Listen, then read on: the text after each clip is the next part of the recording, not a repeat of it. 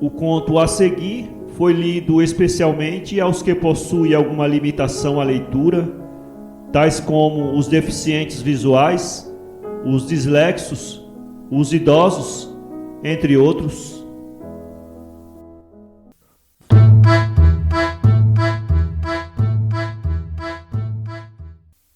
O Jogral de Nossa Senhora, de Anatole France, voz Iba Mendes. Nos tempos do rei Luís, havia em França um pobre jogral, natural de Copenhague, de nome Barnabé, que ia de cidade em cidade executando acrobacias e malabarismos.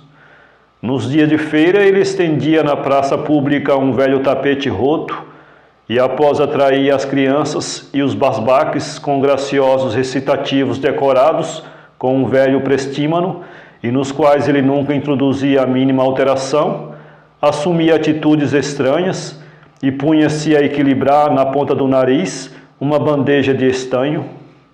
A princípio, a multidão cercava-o com indiferença, mas quando de mãos no chão, cabeça para baixo, lançava ao ar e tornava a apanhar com os pés 6 bolas de cobre que brilhavam ao sol, ou quando, torcendo-se até que a nuca tocasse os calcanhares, dava ao corpo a forma de um perfeito arco, e nessa posição começava a fazer malabarismo com 12 facas, um murmúrio de admiração se erguia da assistência, e as moedas choviam no tapete. Como todos que vivem do seu talento, porém, a vida de Barnabé de Copenhague era muito dura. Ganhando seu pão com o suor do rosto, ele arcava com uma parte maior do que a que lhe cabia no castigo imposto a Adão, nosso pai. Além disso, não podia trabalhar tanto quanto desejava.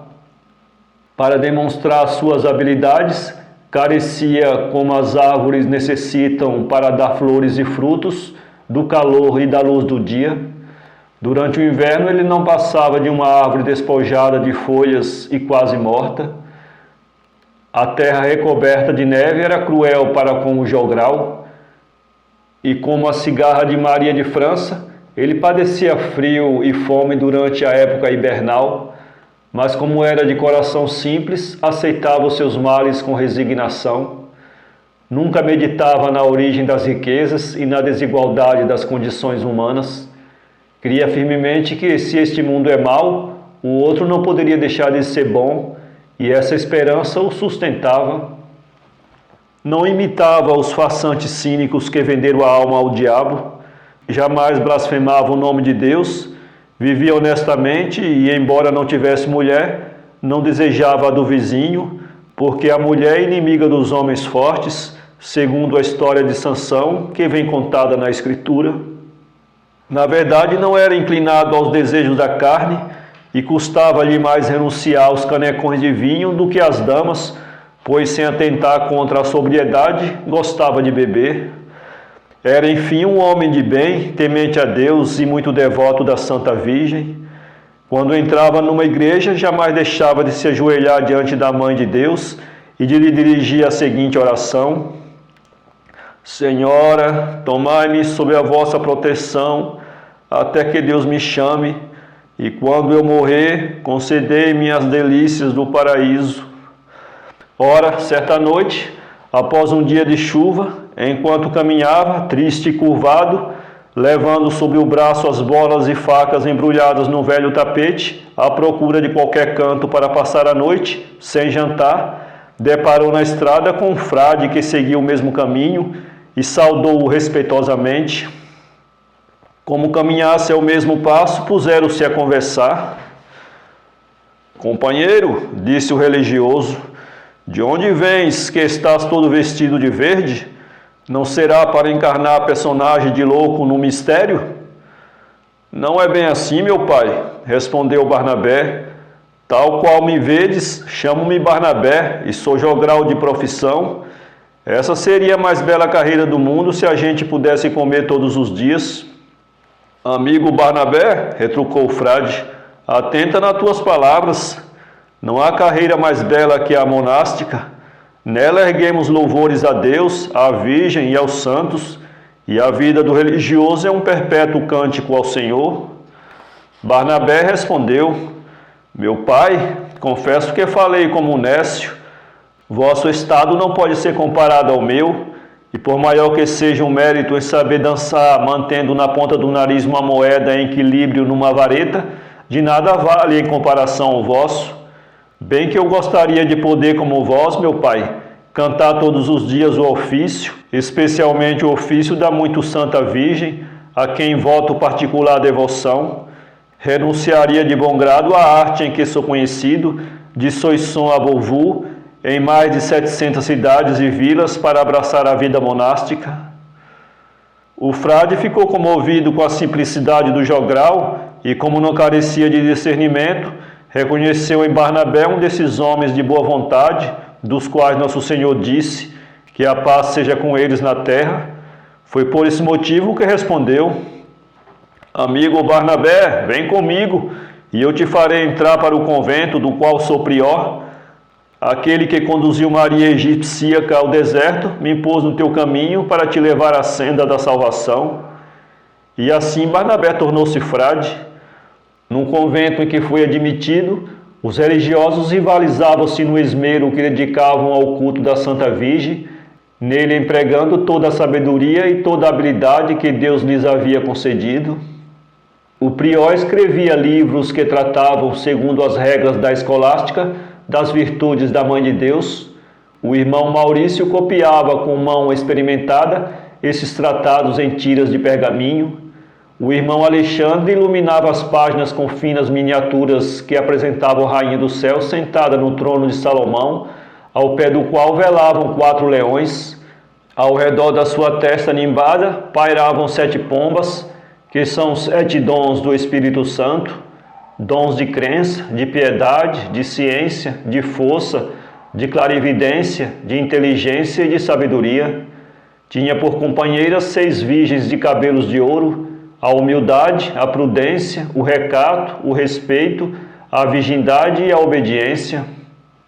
A seus pés 2 pequenas figuras nuas e muito brancas mantinham-se em suplicante atitude. Eram almas que imploravam para a própria salvação e não, com certeza inutilmente, a sua todo-poderosa intercessão. Numa outra página, o irmão Alexandre apresentava Eva ao lado de Maria, a fim de fazer o contraste entre o pecado e a redenção, entre a mulher humilhada e a virgem exaltada. Nesse livro podiam-se admirar também imagens do passo das águas vivas, da fonte, do lírio, da lua, do sol e do jardim citado no cântico, da porta do paraíso e da cidade de Deus, e todas eram imagens da Virgem. O irmão Marbode era igualmente um dos mais afetuosos filhos de Maria. Talhava sem cessar imagens de pedra, de maneira que sua barba, as sobrancelhas e os cabelos estavam sempre brancos de pó, e seus olhos perpetuamente inchados e lacrimejantes, mas apesar da idade estava cheio de força e alegria. Evidentemente, a Rainha do Céu protegia a velhice do seu filho. Marbode representava-a numa cadeira, a fronte nimbada de pérolas, e punha todo o cuidado em que o manto cobrisse os pés daquela de quem o profeta disse: a minha bem-amada é como um jardim fechado. Às vezes também representava-a com traços de uma criança, cheia de graça, que parecia dizer: Senhor, vós sois meu Senhor, Dixi de ventre matris meae, Deus meu és tu. Salmo 31, 11. E num convento havia também poetas que compunham em latim prosas e hinos em louvor da bem-aventurada Virgem Maria, e ali se encontrava até um picarde que vertia os milagres de Nossa Senhora para a língua vulgar e para versos rimados. Diante de tal espetáculo de louvores e de tão bela floração de obras, Barnabé lamentava a sua ignorância e singeleza. Ai de mim, suspirava passeando solitariamente pelo jardim sem sombras do convento. Ai de mim, que sou bem desgraçado de não poder, como meus irmãos, louvar dignamente a Santa Mãe de Deus, a quem dediquei a ternura do meu coração. Ai de mim, que sou um homem rude e sem ilustração, e que não tenho para o vosso culto, ó Senhora Virgem, nem sermões edificantes, nem tratados bem desenvolvidos segundo as regras, nem finas pinturas, nem estátuas bem esculpidas, nem versos bem rimados e ritmados. Ai de mim que nada tenho. Ele chorava a sua sorte e abandonava-se à tristeza. Numa noite em que os frades se recreavam conversando, Barnabé ouviu referir a história de um religioso que não sabia recitar outra coisa senão a Ave Maria. Esse frade era desprezado pela sua ignorância, mas na hora da morte brotaram-lhe da boca 5 rosas em louvor às 5 letras do nome de Maria, e sua santidade foi assim manifestada. Ouvindo essa narrativa, Barnabé sentiu crescer a admiração pela bondade da Virgem, mas não se sentiu consolado pelo exemplo dessa bem-aventurada morte, pois seu coração estava repleto de zelo e ele queria realmente servir a glória da Senhora que está nos céus. Passava os dias procurando os meios sem poder encontrá-los, e sua aflição aumentava de momento a momento, até que certa manhã, acordando cheio de alegria, correu à capela e lá permaneceu sozinho durante mais de 1 hora. À tarde tornou a voltar, e a partir desse momento ia todos os dias à capela, precisamente na hora em que ela estava deserta, e ali passava grande parte do tempo que os outros frades consagravam às artes liberais e às mecânicas, e não andava mais triste e não mais se lamentava. Tão singular conduta despertou geral curiosidade. Perguntaram no convento por que o irmão Barnabé dedicava-se a tão frequentes retiros. O prior, cujo dever é nada ignorar da vida dos seus religiosos, resolveu observar Barnabé.